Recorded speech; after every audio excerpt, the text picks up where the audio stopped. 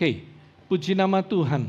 Saudaraku sekalian, ya saya mau memperlihatkan kepada Anda, di depan saya ini ada 3 botol air.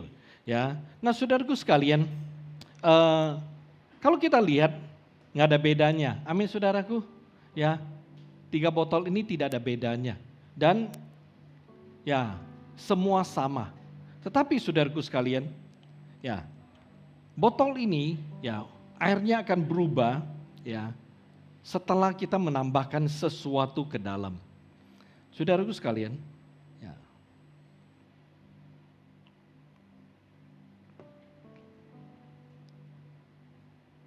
Ya, perhatikan ketika ya ada sesuatu yang ditambahkan di dalam air ini, ya, maka air ini akan menjadi berbeda. Oke? Ya.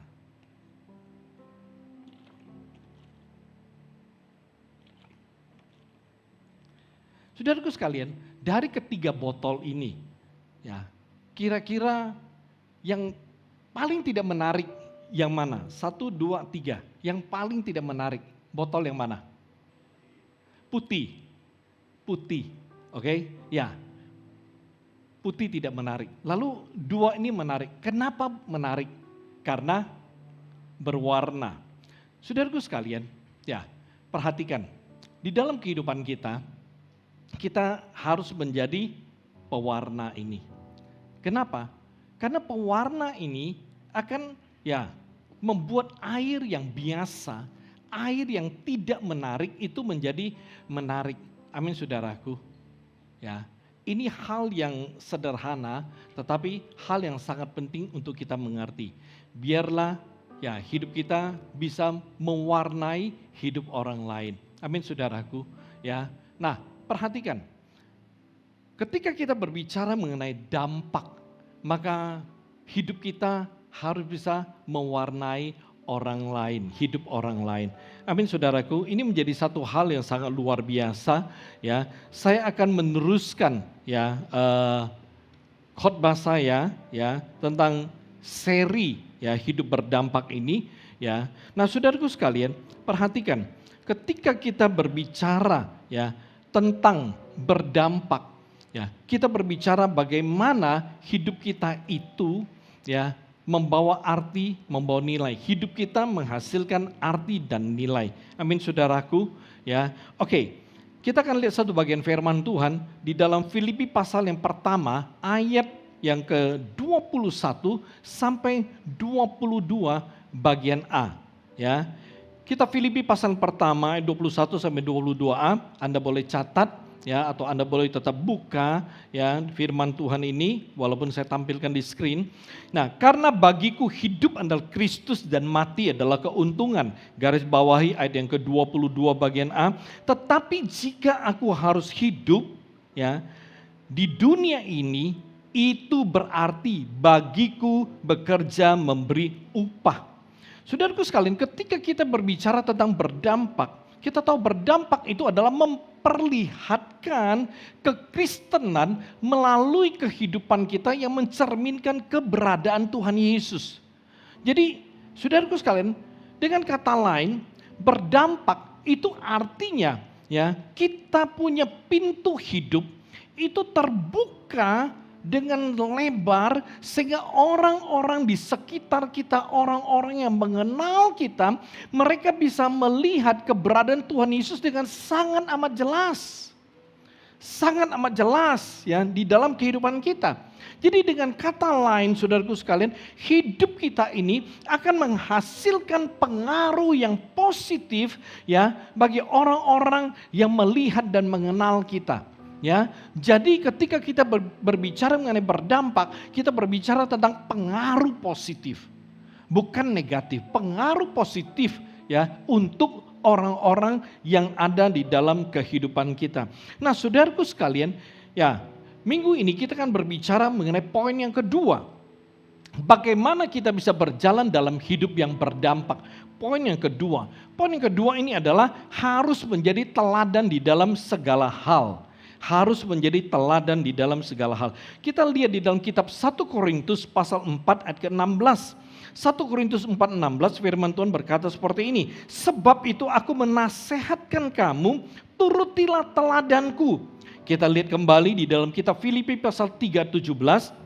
Filipi 3:17, saudara-saudara ikutilah teladanku dan perhatikanlah mereka yang hidup sama seperti kami yang menjadi teladanmu. Perhatikan saudaraku sekalian, ketika kita berbicara menjadi dampak, itu artinya hidup kita baik secara langsung maupun tidak langsung itu harus menjadi jalan sukses bagi orang lain. Ya, menjadi jalan sukses bagi orang lain. Nah, ini menarik sekali saudaraku sekalian. Kenapa? Ya, karena ketika kita berbicara mengenai jalan sukses, maka artinya melalui cara hidup kita, melalui tindakan kita, orang-orang menemukan bahwa hidup kita itu sangat baik, sangat benar. Lalu mereka mengambil keputusan untuk hidup seperti kita.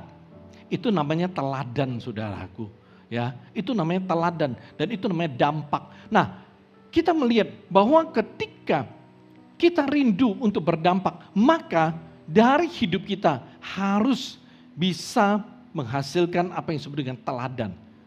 Kita tidak pernah bisa berdampak, hidup kita tidak pernah bisa menghasilkan, bisa membawa dampak kalau tidak ada teladan yang positif, tidak ada teladan yang baik. Saudaraku sekalian, di dalam dunia ini ada banyak tokoh yang mempunyai teladan yang sangat baik, teladan yang sangat mengagumkan. Saya berikan contoh, ya, Bunda Teresa, saudaraku, ya, itu luar biasa. Kehidupannya telah mempengaruhi sangat banyak orang. Kehidupannya telah menjadi teladan bagi banyak orang di dalam hal mengasihi dan di dalam hal melayani. Tidak ada orang akan meragukan tentang kehidupan dalam hal kasih dan dalam hal melayani dari Bunda Teresa. Cara dia mengasihi, cara dia melayani, itu menjadi teladan bagi banyak orang. Banyak orang ingin rindu, punya hati seperti Bunda Teresa. Banyak orang ingin melakukan seperti yang Bunda Teresa lakukan. Bisa mengasihi orang, bisa melayani orang tanpa pamrih, tanpa memandang, tanpa memilih. Hidupnya menjadi teladan yang luar biasa. Martin Luther King, saudaraku sekalian, seorang aktivis kulit hitam Afrika. Hidupnya juga membawa pengaruh yang sangat signifikan. Hidupnya juga menghasilkan teladan yang sangat luar biasa. Dalam hal dia memperjuangkan hak asasi manusia dengan cara damai. Dengan cara damai. Ya, seorang hamba Tuhan, seorang yang punya dampak yang sangat luar biasa, Martin Luther King. Nah, saudaraku sekalian, masih banyak tokoh-tokoh di dalam dunia ini yang mempunyai teladan hidup yang sangat positif, sangat mengagumkan. Ketika kita bicara teladan, saudaraku sekalian, mari hari ini kita mencoba untuk melihat ke dalam hidup kita. Apakah saudara Anda menemukan teladan di dalam hidupmu atau orang-orang di sekitarmu, orang-orang yang berada di dekatmu? Apakah mereka menemukan teladan dari hidup kita? Apakah mereka melihat teladan dari hidup kita? Saya berikan contoh. Contoh, teladan kemurahan hati. Apakah orang di sekitar kita menemukan bahwa di dalam kehidupan kita ada teladan kemurahan hati? Murah hati itu artinya siap menolong, siap membantu ketika ada orang membutuhkan, ya, dengan hati yang tulus. Dengan hati yang tulus. Jadi dengan kata lain, murah hati sama dengan tindakan kasih yang ditunjukkan dalam perbuatan. Murah hati adalah kasih yang ditunjukkan dalam perbuatan. Saudaraku sekalian, kalau bicara kasih, banyak orang Kristen punya kasih. Tetapi banyak orang Kristen hanya memiliki kasih untuk dirinya sendiri. Sulit mengasihi orang lain. Sulit melakukan sesuatu bagi orang lain berdasarkan kasih yang dimiliki. Orang Kristen punya kasih. Tapi berapa banyak orang Kristen yang murah hati. Dan kemurahan hatinya itu sungguh-sungguh menjadi berkat bagi banyak orang. Orang-orang ketika menyebut namanya, membicarakan dia, orang akan berkata, oh itu orang murah hati sekali. Selalu siap membantu, selalu siap menolong orang dengan tulus. Nggak ada tuh udang di balik kuetio kalau menolong orang, saudaraku. Kalau Anda adalah pribadi seperti ini, hidupmu akan membawa dampak yang luar biasa. Ketika orang mengakui engkau adalah orang yang murah hati. Mari kita belajar. Jangan menjadi orang Kristen yang punya kasih, yang memiliki kasih, tapi untuk diri sendiri. Oh, kalau untuk diri sendiri mah bisa lakukan yang terbaik. Ya, untuk diri sendiri, oh dikasih perhatian yang luar biasa. Saudaraku sekalian, perhatikan. Apabila orang-orang di sekitar kita melihat kita, bahwa kita adalah orang yang selalu siap, sigap, menolong dan membantu mereka yang membutuhkan, maka kita adalah orang yang telah meninggalkan sebuah teladan murah hati untuk mereka. Amin. Contoh yang lain.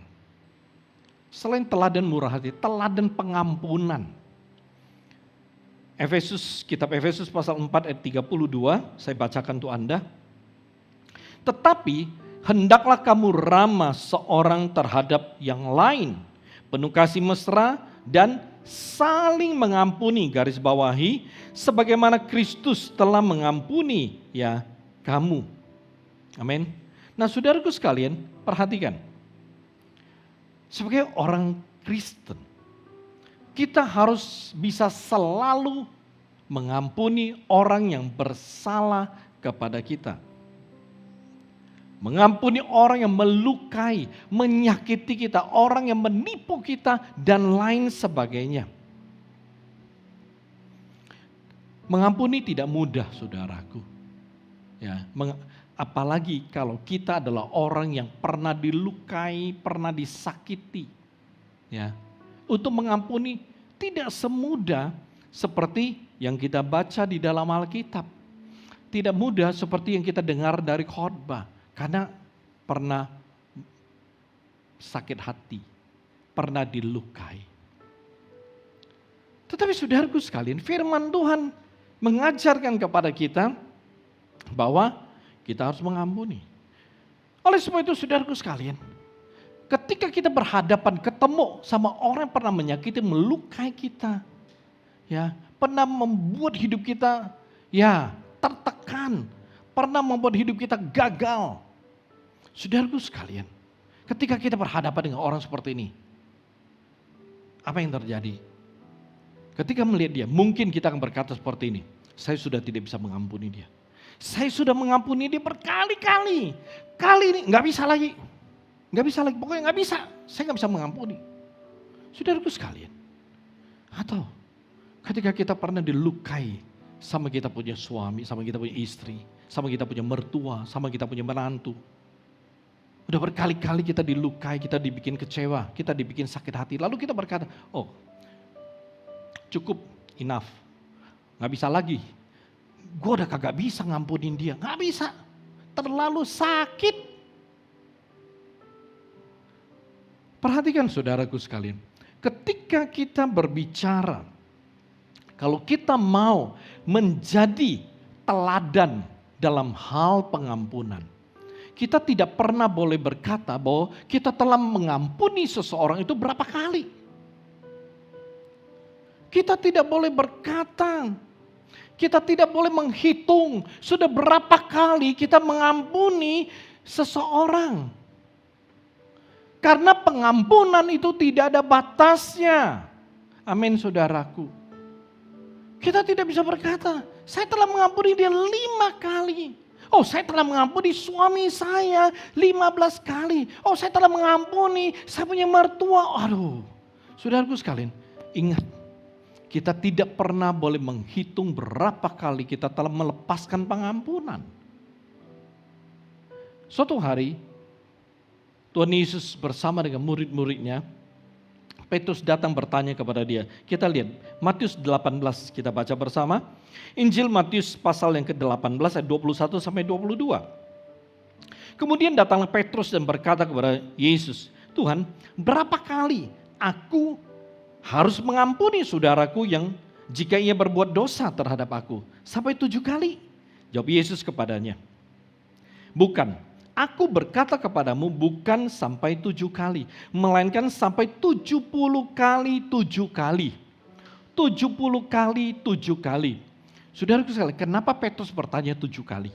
Kenapa dia menyebut angka 7?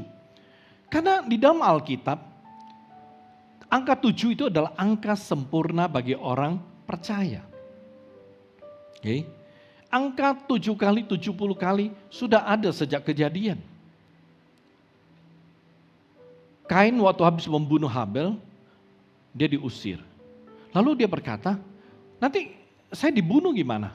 Lalu Tuhan berkata, ya kalau kau dibunuh akan dibalaskan 7 kali. Lalu Lamek juga berkata hal yang sama. Tapi Tuhan berkata, orang yang membunuh akan dibalaskan 70 kali. Nah saudaraku sekalian, Petrus oleh sebab dia bertanya, kalau mengampuni orang apakah perlu sampai 7 kali? Yesus berkata enggak. Bukan 7 kali, tapi 70 kali 7 kali. Saudaraku sekalian, artinya apa? Artinya apa? Artinya tidak terbatas. Artinya kita harus selalu mengampuni, kita harus selalu melepaskan pengampunan selama dibutuhkan. Nangkap?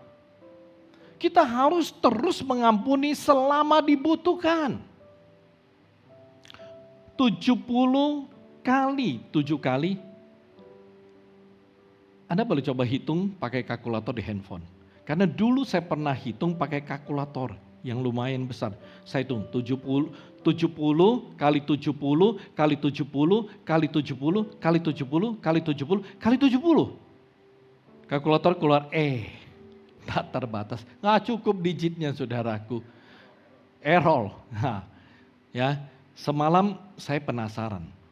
Saya pakai handphone lagi. Ketik. Keluarnya belakangnya ada 13. Error. Nggak cukup digitnya. Artinya apa? Artinya pengampunan itu tidak ada batasnya. Amin saudaraku. Ya. Kita tidak bisa berkata, suami gua telah sipai lo 4 kali. Selingkuh. Gua udah ampuni dia. Ya, 4 kali. Kalau ke-5 kali, lihat. Oh, gua kagak akan ampuni. Saudaraku sekalian. Ya, saya pernah ditanya sama orang seperti ini. Bosu, tanya. Kalau suami selingkuh, itu saya mesti ampuni dia atau bagaimana?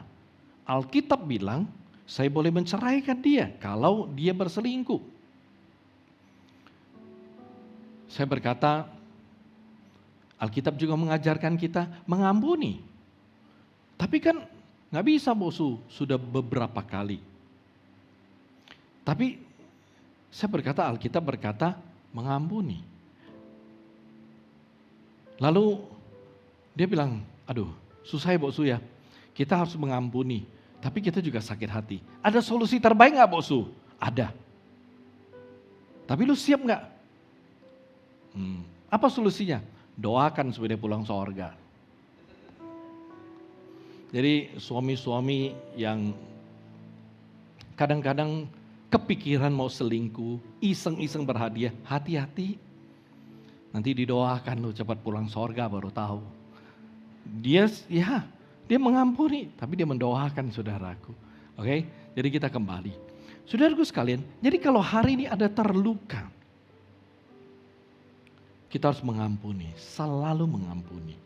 Dan ketika kita bisa selalu mengampuni orang yang bersalah kepada kita, orang-orang yang merasa dan menerima pengampunan kita, lalu orang-orang melihat, mengenal dan tahu bagaimana kita selalu mengampuni orang-orang yang menyakiti dan bersalah dan melukai kita. Saudaraku sekalian, kita punya hidup itu menjadi contoh teladan bagi mereka. Semua yang kita lakukan itu merupakan sebuah pembelajaran bagi mereka. Dan mereka berkata, ini orang luar biasa. Teladan pengampunannya luar biasa. Saudaraku sekalian, teladan pengampunan kita. Ketika kita bisa selalu mengampuni, anak-anak kita akan lihat. Famili kita akan lihat, tetangga kita akan lihat. Dan mereka akan bangga dengan hidupmu. Amin. Contoh teladan yang lain, kerendahan hati.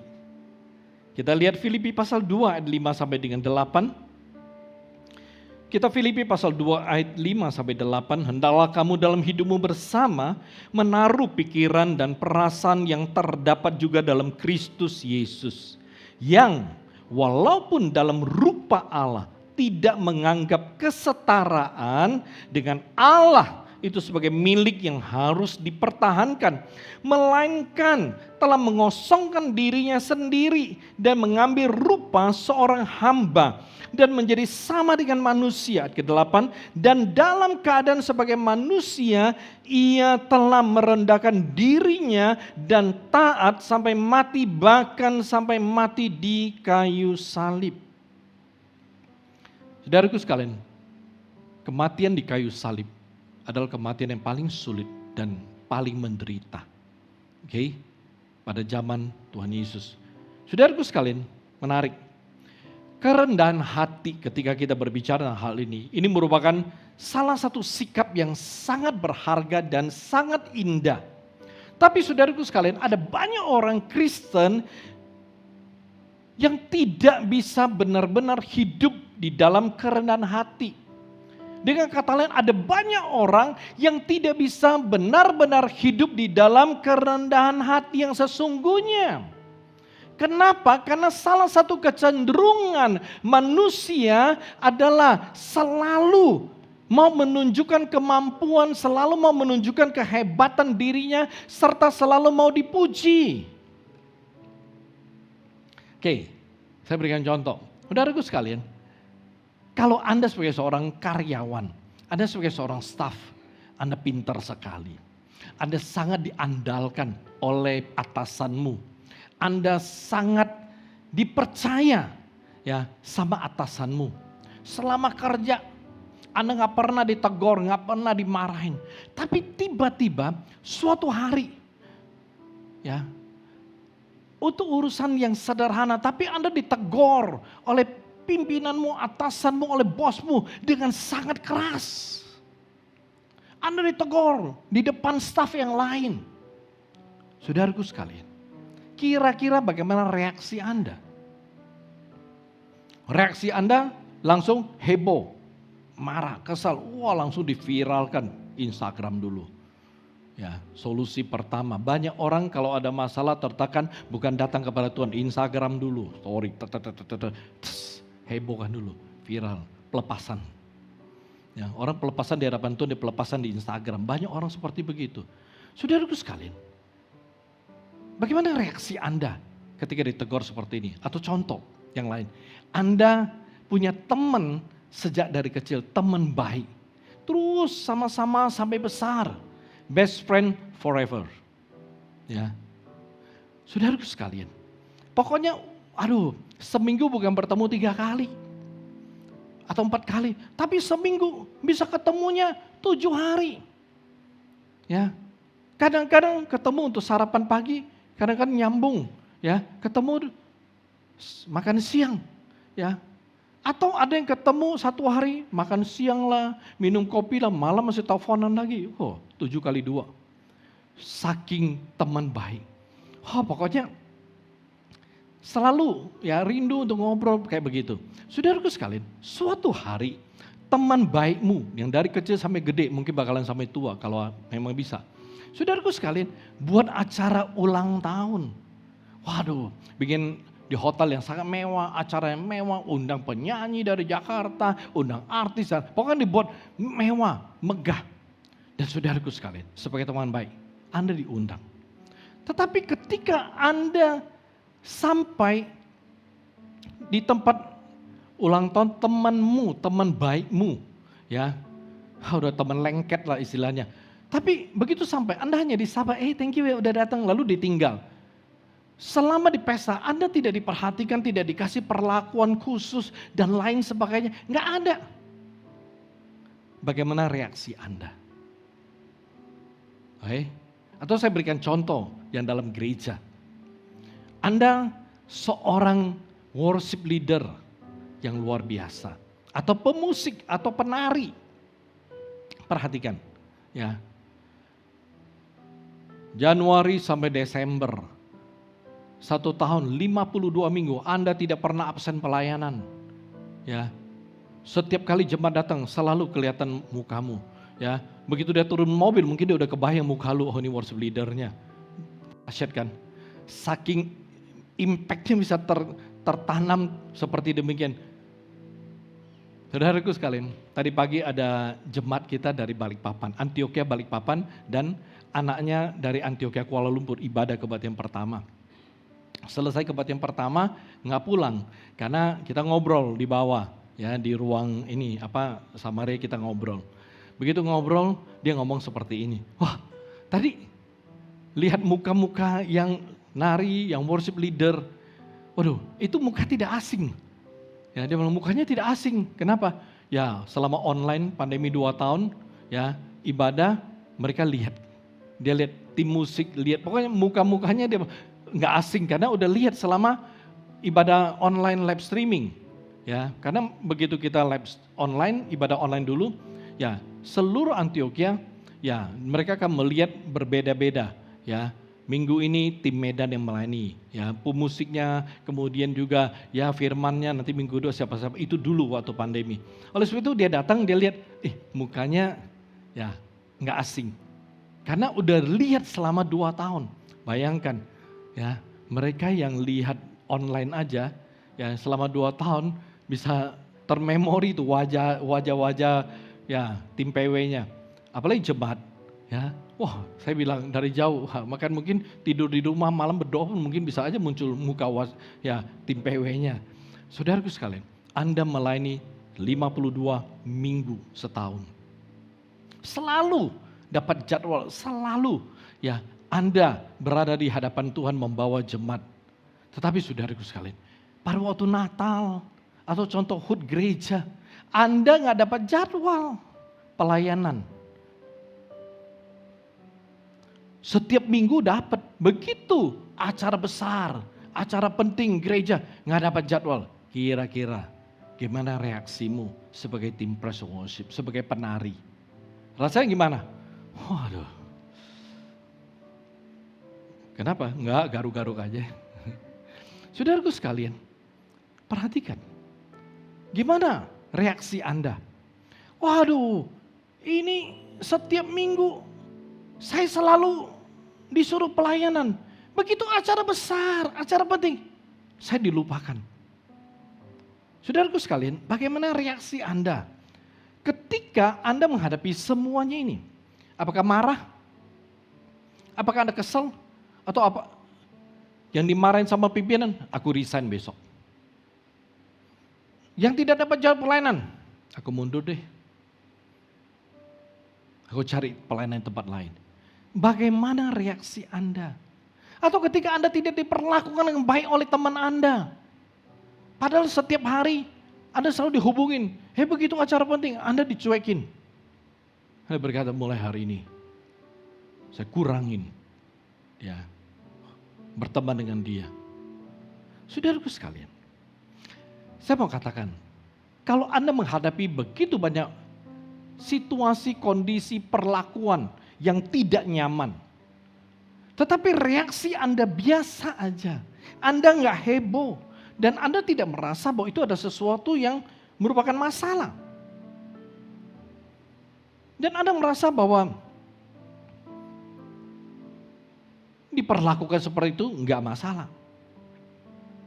Ketika orang-orang yang mengenal Anda, yang tahu bahwa Anda adalah orang yang seperti ini, bisa menerima apa adanya, tidak pernah memusingkan hal apapun, orang akan memberi penilaian, ini orang baik sekali, rendah hati sekali.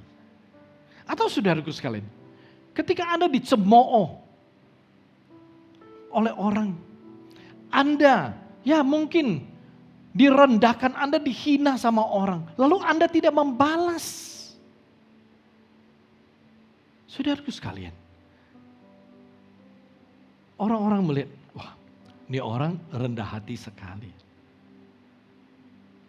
Saudaraku sekalian, ketika kita bicara rendah hati, kita bukan rendah hati di depan orang yang lebih pintar, orang yang lebih kaya. Tapi kita rendah hati mesti bisa di hadapan semua orang. Baik orang pintar atau tidak pintar, baik orang kaya atau tidak kaya. Kita mesti tetap bisa rendah hati. Saudaraku sekalian, untuk rendah hati orang yang di atas kita mungkin mudah. Bagaimana kalau rendah hati di atas, mesti di hadapan orang yang di bawah kita? Kepintaran, intelijensinya mungkin tidak seperti kita, pengalamannya tidak seperti kita, hidupnya tidak seperti kita. Apakah kita bisa rendah hati? Saudaraku sekalian, kalau namanya rendah hati, saudaraku sekalian, ya, itu lawan kata sederhana. Tidak pernah meninggikan diri. Ya, oleh sebab itu saudaraku sekalian, firman Tuhan yang kita baca mengatakan satu hal seperti ini. Yesus itu Allah. Tetapi ketika dia diutus oleh Tuhan, oleh Allah Bapa, disuruh ke dunia untuk menjadi jalan penebusan. Perhatikan, Yesus dia tidak berkata seperti ini. Tuhan, lu suruh dong malaikat, lu utus satu malaikat aja pergi untuk ke dunia. Jadi manusia yang tidak punya dosa, lalu biar dia menderita, dia mati. Jadi jalan penebusan. Suruh malaikat. Yesus merasa, oh gua kan Tuhan, setara kita. Saudaraku sekalian, Alkitab, Paulus kepada jemaat di Filipus mengatakan bahwa Yesus tidak menganggap kesetaraannya, dia selevel dengan Allah. Untuk ya sesuatu yang perlu dipertahankan. Waduh, kita setara Tuhan. Ya, kita kan selevel. Sama-sama nih. CEO, kita sama-sama CEO. Ya, masa gue mesti turun ke dunia? Enggak dong, gue mesti tetap di sorga yang mulia. Duduk di atas tata kebesaran. Kita kan CEO, udah suruh malaikat satu ke, lu copot aja satu tuh malaikat. Set, suruh dia lahir di mana ke? Perhatikan, Yesus dia tidak demikian. Tapi ketika Allah Bapa berkata, Sus, hanya lu satu-satunya bisa jalan menjadi jalan pendamaian, penebusan. Melalui hidup lu tuh orang bisa diselamatkan. Yesus berkata, oke. Dia merendahkan diri dan dia taat. Taatnya nggak tanggung-tanggung. Alkitab berkata dia taat sampai mati dan matinya di atas kayu salib. Itu teladan kerendahan hati dari Tuhan Yesus. Karena itu saudaraku sekalian, Yesus telah memberikan kita teladan rendah hati. Oleh sebab itu saya percaya hal yang sangat penting, mari kita belajar untuk rendah hati. Amin. Ya, kita nggak boleh sombong. Kita punya skill, kepandaian yang sangat hebat. Saudaraku sekalian, kita punya banyak gelar. Ya, SEST, ya, Eskom, banyak lagi SK, Esteller, semua banyak sekali gelarnya. Ya walau gelar kita banyak, jangan sombong saudaraku. Amin. Ya, hiduplah ya sebagai orang rendah hati. Hiduplah seperti Tuhan Yesus. Ya, dan saya percaya ketika kita rendah hati, itu akan menjadi berkat bagi banyak orang. Ketika orang menemukan hidup kita telah rendah hati, orang-orang akan memuliakan Allah. Amin. Contoh yang lain, teladan dalam hal memberi. Kita lihat dalam 2 Korintus pasal 8 ayat 1 sampai 4. Saudara-saudara, kami hendak memberitahukan kepada kamu tentang kasih karunia yang dianugerahkan kepada jemaat-jemaat di Makedonia. Selagi dicobai dengan berat dalam pelbagai penderitaan. Artinya mereka itu menderitanya bukan satu. Tetapi ada banyak penderitaan yang mereka alami. Ya, perhatikan, sukacita mereka meluap. Dan meskipun mereka sangat miskin, namun mereka kaya dalam kemurahan. Aku bersaksi bahwa mereka telah memberikan menurut kemampuan mereka, bahkan melampaui kemampuan mereka. Dengan kerelaan sendiri mereka meminta dan mendesak kepada kami supaya mereka juga beroleh kasih karunia untuk mengambil bagian dalam pelayanan kepada orang-orang kudus. Perhatikan saudaraku sekalian, jemaat di Makedonia, ya, itu bukanlah jemaat yang kaya, ya. Itu adalah satu kota kecil yang orang percayanya yang pernah diinjili dilayani Paulus, tapi mereka adalah orang-orang miskin. Paulus menulis contoh jemaat di Makedonia untuk jemaat Korintus. Saudaraku sekalian, hari ini kita ke Korintus, itu sisa puing. 2019 saya pernah bawa grup dari Medan, ya, kita ke Israel, kemudian kita ke Turki, sekaligus kita mengunjungi Tesalonika, kita mengunjungi Korintus. Dan saudaraku sekalian, jemaat di Korintus dulu itu adalah jemaat yang isinya orang-orang kaya, orang-orang pintar, orang-orang hebat, orang-orang ternama. Tetapi mereka pelit, bukan pelit setengah mati, tapi memang pelit, bahkan pelit sampai mati. Oleh sebab itu, Paulus menulis kepada mereka sebuah contoh, teladan memberi jemaat Makedonia. Mereka sangat miskin.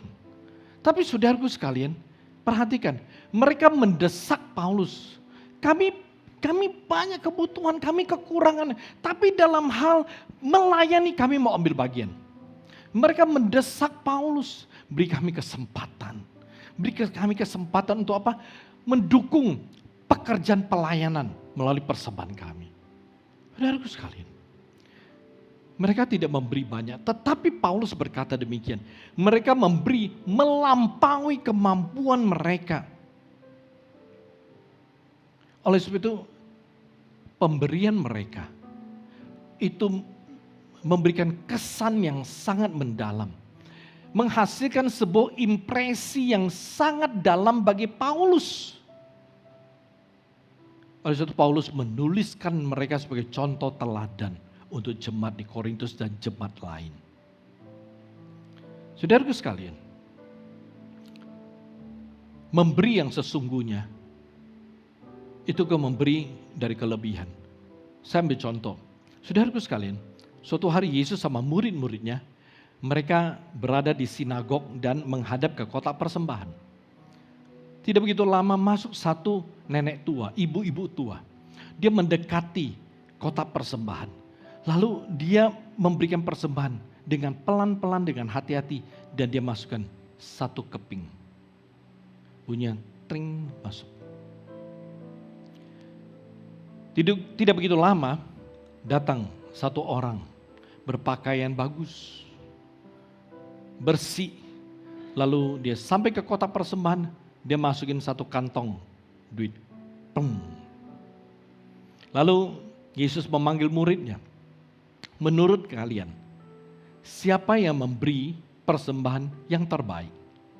Murid-murid berkata, oh jelas dong, yang tadi pakai baju sutra, ya, yang turunkan, yang masukin sekantong, begitu masuk, uangnya jatuh ke kotak persembahan, suaranya kayak ada subwoofer, buk, ada gaungnya lagi. Ya. Mereka berkata, itu yang kasih. Lalu Yesus berkata, bukan. Lalu murid berkata, hah masa?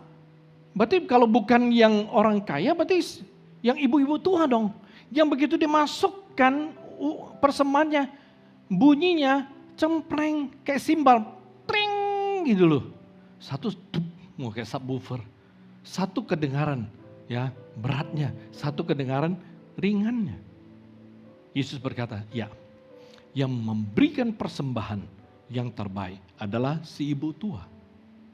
Kenapa? Karena ibu itu memberi dari kekurangannya.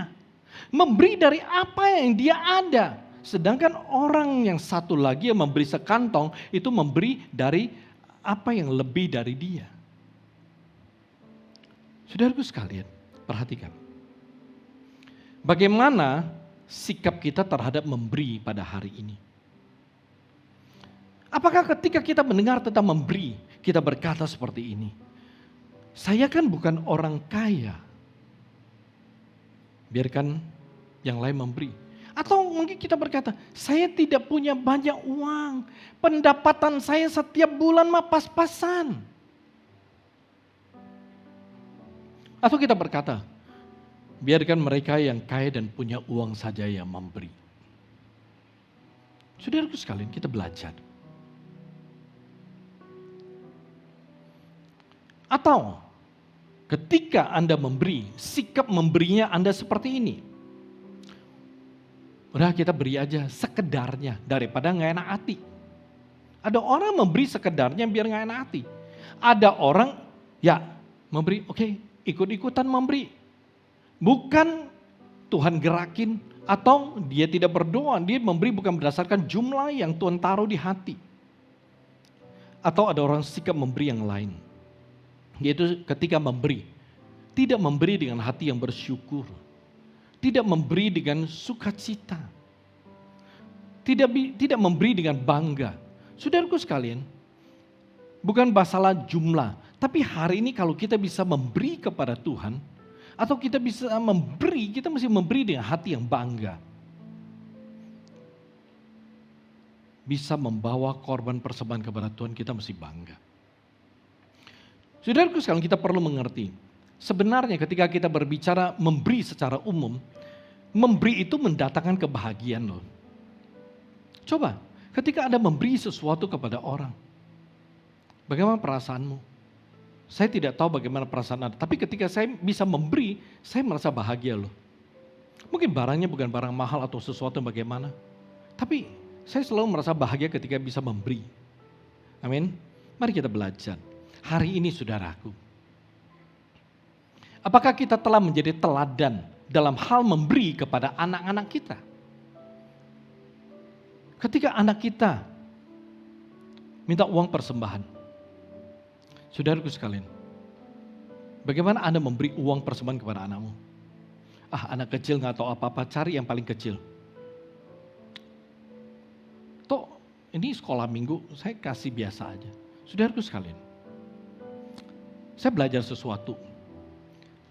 Dalam hal memberi, saya rasa mungkin ini satu hal yang paling penting yang bisa saya ajarkan kepada anak-anak saya. Saya berkata, selalu beri yang terbaik. Jangan pikirin besok, lusa, minggu depan. Hari ini engkau punya kesempatan memberi yang terbaik. Jadi saya bersyukur sekali. Ya. Karena sebenarnya saya pernah khotbahkan, saya pernah ajarkan. Ketika gereja kita punya proyek MRT, proyek untuk cabang baru, anak-anak saya masih kecil, saya setelah kasih janji iman atas nama mereka. Dari kecil. Oleh sebab itu gak heran. Di dalam kehidupan pertumbuhan mereka, penyertaan Tuhan ada. Ya. Dan yang luar biasa, ketika mereka kuliah ya di luar negeri, dua-duanya. Di cabang-cabang di Sydney, ada banyak sekali program persembahan. Dan kita sering telepon, dia selalu cerita, oh saya ikut ini, saya ikut ini, saya ikut ini loh. Oh ya, saya berkata puji, cukup gak? Cukup, udah saya hitung, kami kerja seminggu dapat gaji berapa, nanti begini-gini, cukuplah. Ya udah, lakukan. Dan saudaraku sekalian, sampai hari ini, saya tidak pernah khawatir soal hidup memberi dari mereka. Saya selalu bersyukur. Dan bahkan, mereka tidak pernah melupakan janji iman mereka. Waktu mereka cuti, pulang Indo gak kerja, ya, tapi mereka minta duit. Mau sebagai janji iman, tolong saya kasih mereka duit. Bahkan ketika mereka pindah di tempat lain, pindah kota, mereka ingat janji iman mereka yang lama, tetap mereka bayar. Saudaraku sekalian, saya bersyukur, ya. Karena ini hal yang sangat penting. Bagi saya, di luar hal yang paling selain iman, ya, selain hidup ibadah, saya mau katakan hal memberi. Saya selalu berusaha ajarin anak saya. Mereka mesti bisa memberi yang terbaik. Saya melihat, sedari kecil saya libatkan nama mereka selalu ada. Kalau ada yang tahu, ya, nama mereka selalu ada dari kecil.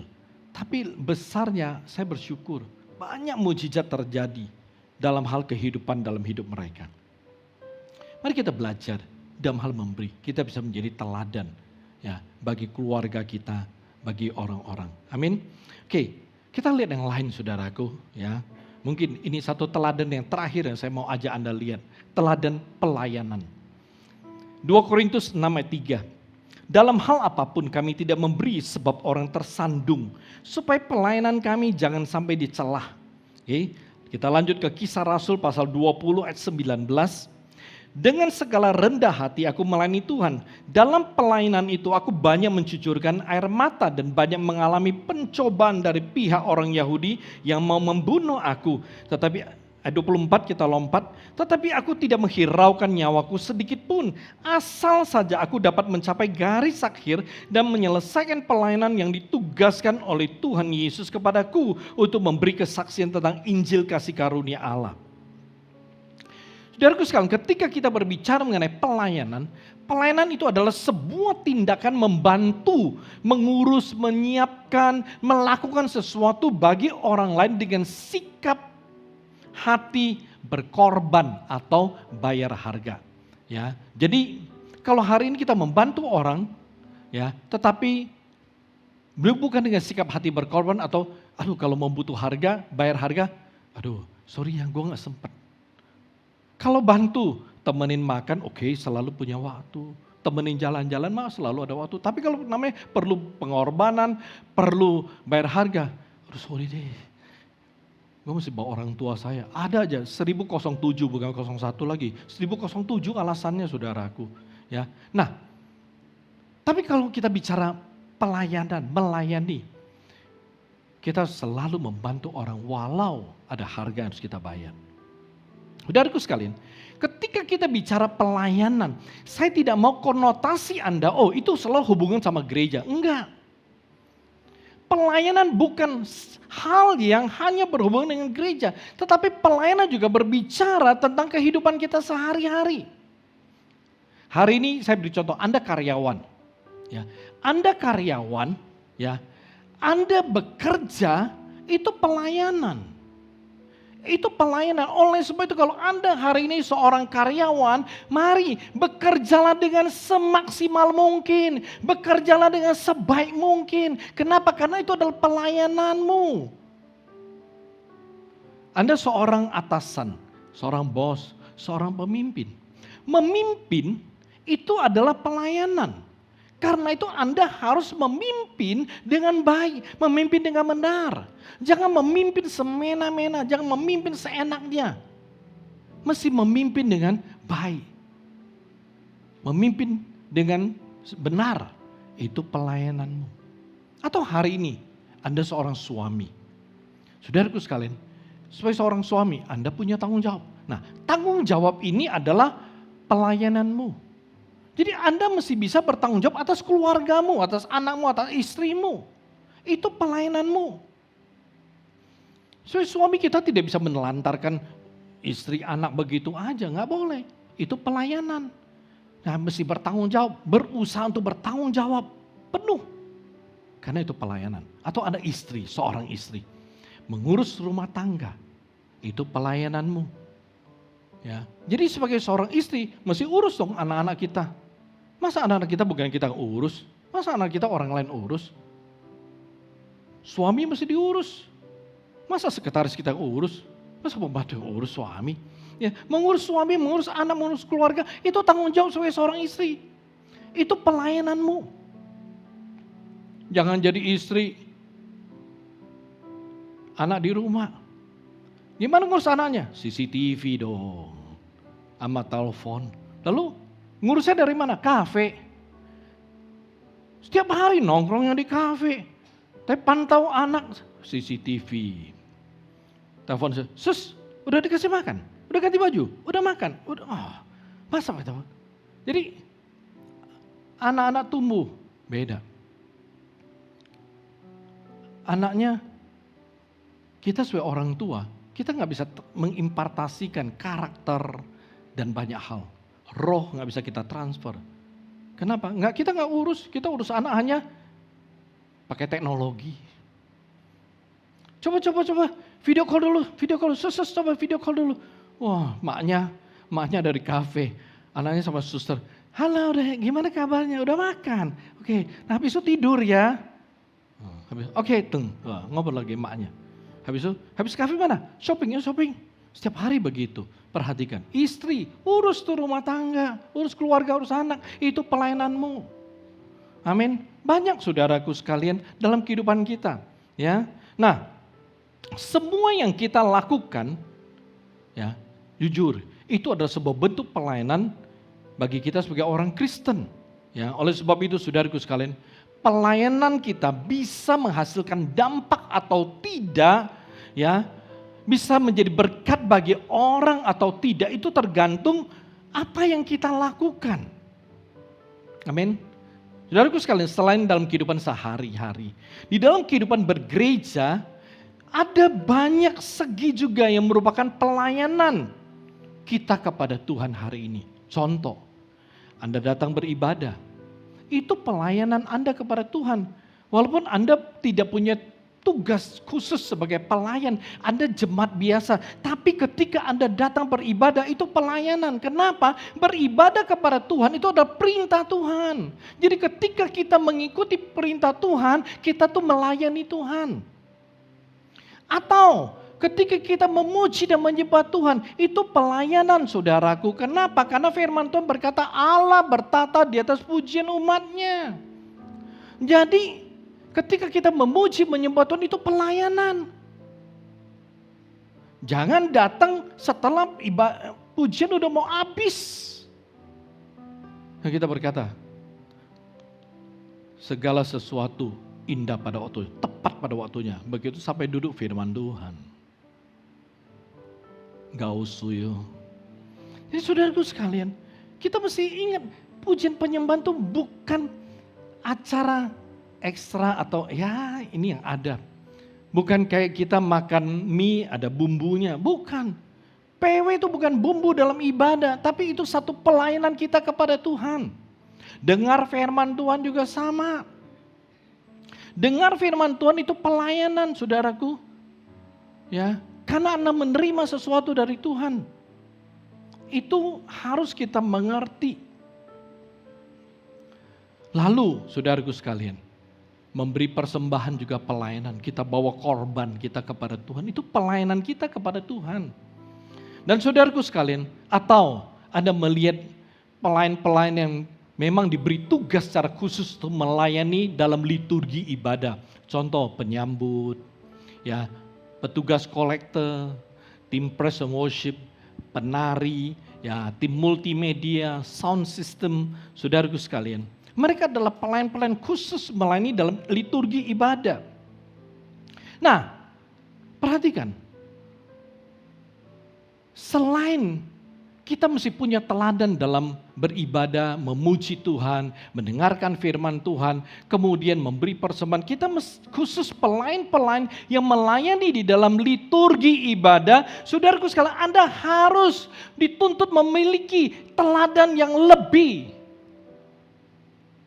Misalnya, saudaraku sekalian, waktu mau datang ibadah. Ini pelayan nih yang mau datang ibadah. Jangan sampai jemaat telat, pelayan telat. Sampai sama-sama ketemu habis parkir mobil. Ya, sama-sama jalan masuk lift. Lalu jemaatnya tanya, Dek, pelayanan hari ini? Ya Cik, pelayanan Cik. Orang-orang sudah mulai siap-siap mau naik mimbar. Ini contoh nih penari tamborin. Begitu sampai lantai 3, langsung ke kamar ganti baju. Aduh, belum selesai sambil naik tangga, sambil ikat pita dan lain sebagainya. Begitu duduk dan naik, wah masih sini. Hoboi, itu kok hoboi. Wah, sibuk kayak begitu. Nah, bayangkan saudaraku sekalian. Ya, pelayan. Tapi nggak punya teladan hadir di ibadah.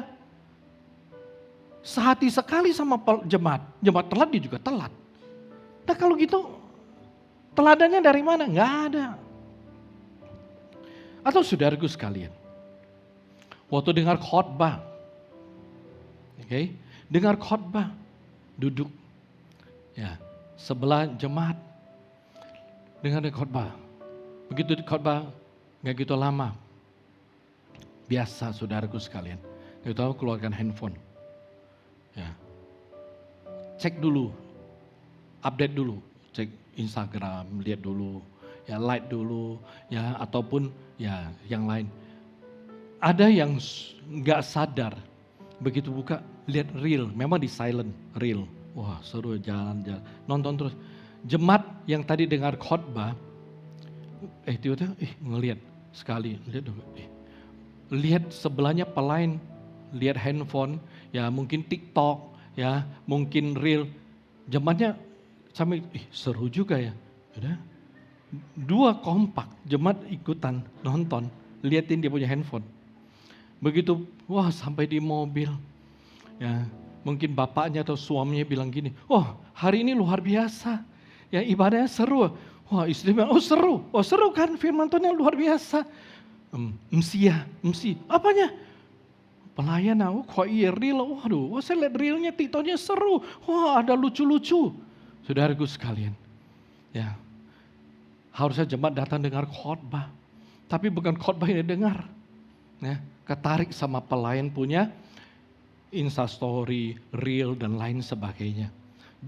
Yang serunya jemaatnya juga kagak sadar. Ya, nggak sadar, fokus penuh. Kemana? Ke handphonenya, ke TikTok, reel, Instastory. Fokus penuh.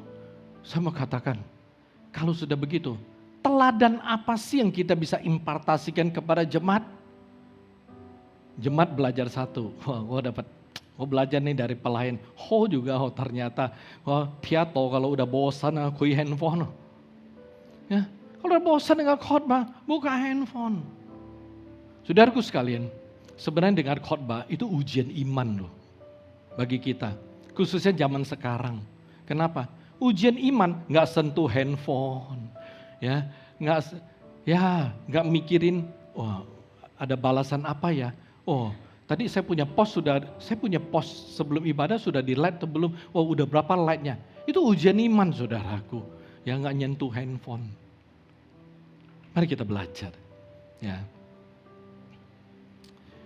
Atau contoh, mengikuti kebaktian khusus atau kebaktian pengajaran.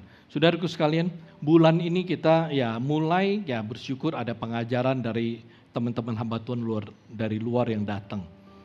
Saudaraku sekalian, jemaat mungkin berkata seperti ini, jangan sampai kita sebagai pelayan ya tidak punya teladan dalam hal mengikuti kebaktian pengajaran atau kebaktian khusus gereja. Udah pelayan, hari Minggu singernya ada 3, tim PW ada 5 di atas panggung. Begitu kebaktian pengajaran, 3 orang aja, 1 worship leader, 2 singer.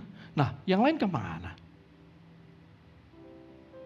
Atau saudaraku, jangan sampai jemaat lebih aktif mengikuti kebaktian khusus, kebaktian pengajaran dibandingkan dengan pelayan. Nangkap kan? Ya, jemaat setiap ada kebaktian pengajaran selalu ada. Pelayan minggu doang ada. Nangkap? Saudaraku sekalian, oleh sebab itu di dalam pelayanan atau kehidupan kita yang berhubungan dengan pelayanan kepada Tuhan, kita mesti punya teladan. Ya, khususnya pelayan-pelayan yang terlibat dalam liturgi, Anda mesti punya teladan. Ya, jangan sampai Anda sebagai pelayan, datang telat, nggak punya teladan. Jemaat bilang, pelayan boleh telat. Walang telat pun biaukin wah. Kita telat nggak apa-apa, pelayan aja boleh telat, masa kita nggak boleh telat? Nangkap kan? Jadi saudaraku sekalian, mari kita belajar. Apabila di dalam hidup kita tidak ada teladan yang baik, bagaimana hidup kita itu bisa berdampak? Kalau hidup kita tidak bisa berdampak, bagaimana hidup kita bisa membawa kemuliaan bagi nama Tuhan? Oleh sebab itu saudaraku sekalian, kita harus melatih diri kita sedemikian rupa agar kita boleh memiliki teladan yang baik. Amin. Ketika orang bisa mengikuti teladan kita yang baik, maka hidup mereka akan berubah. Lalu arti dan nilai hidup mereka akan menjadi berbeda. Dan dengan demikian, Saudaraku sekalian, hidup kita akan menjadi berkat, hidup kita akan menjadi jalan sukses bagi orang lain. Amin. Mari kita tundukkan kepala.